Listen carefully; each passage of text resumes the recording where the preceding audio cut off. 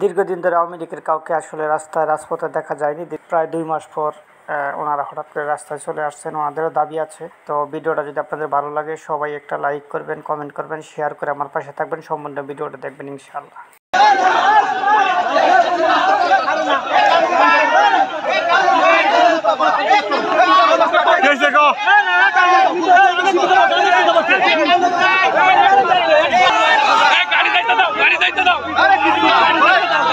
হ্যাঁ, শুনতে পারলেন, গাড়ি যেতে দাও, গাড়ি যেতে দাও। আমরা এটাই চাই।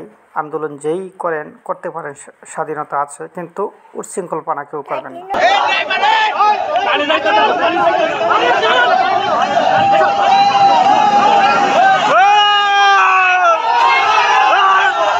এটা অন্য একটা মিছিল, নেতাকর্মীরা এখানে জমা হচ্ছে, আপনারা একটু দেখেন।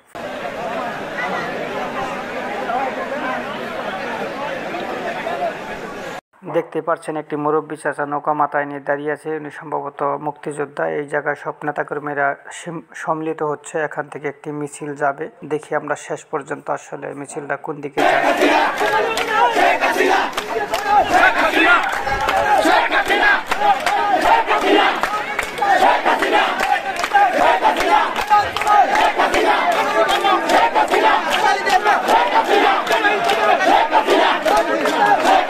দেখেন, এটা একটা গণতন্ত্র দেশ। এখানে আওয়ামী লীগ, বিএনপি, জামাত, জাতীয় পার্টি চালিয়ে আছে। সবাই কথা বলবে মন খুলে, তাদের ইচ্ছা মতো তারাই করবে। কিন্তু কথা হলো শান্তিপূর্ণ। অবশ্যই একটা মিছিল আমরা চাই।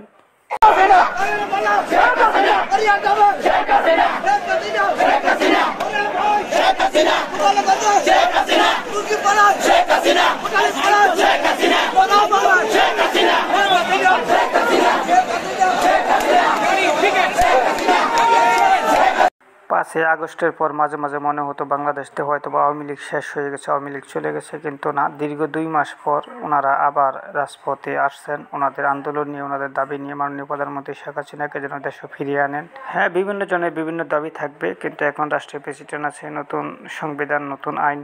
তারা বিবেচনা করবে কি করবে কি না করবে, সেটা আমাদের আসলে বিষয় না। কিন্তু আমরা চাই শান্তিপূর্ণভাবে আমাদের দেশটা যেন সুন্দরভাবে এগিয়ে যেতে পারি। সবাই একসাথে এক হয়ে কাজ যেন করতে পারি, সুখে দুঃখে যেন পাশে থাকতে পারি।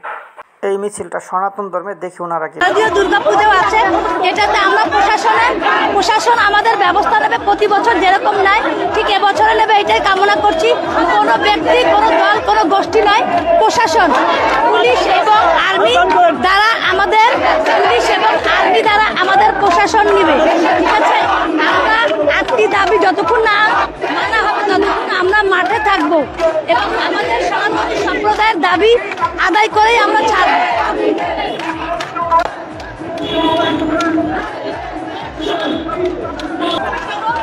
আমরা এই আন্দোলন শুরু করেছি 5ই আগস্টের পর থেকে। টানা আন্দোলন করার পরেও প্রধান উপদেষ্টা একজন বিজ্ঞ মানুষ হওয়া সত্ত্বেও আমাদের এই আন্দোলন পূরণ করতে কেন এতদিন লাগছে? এই মিছিলটা সনাতন ধর্মীদের, যারা হিন্দু ধর্মের লোক যারা, ওনারা এই মিছিলটা করতেছেন। সামনে শারদীয় দুর্গাপূজা। ওনাদের কথা হলো প্রতি বছর যেভাবে দুর্গাপূজা ওনারা করে আসছেন, যেভাবে উদযাপন করেন, ওনাদের ইচ্ছা হলো এই বছরও এইভাবেই যেন ওনারা তাদের দুর্গাপূজাটা উদযাপন করতে পারেন। আমরা এটাই চাই। হিন্দু, মুসলিম, বৌদ্ধ, খ্রিস্টান, জাত বেজাত যে যাই কিছু আছে, সবাই এই দেশে জন্মগ্রহণ করেছেন। সবাই এই দেশে মিলেমিশে থাকবো। ধর্ম নিয়ে দামা হাঙ্গামা না করে সবাই সবার পাশে থাকেন। ধর্ম যার যারটা সুন্দরভাবে পালন করেন। এই দেশ সবারই। সবাইকে স্বাধীনতা দিতে হবে, সবাইকে অগ্রাধিকার দিতে হবে।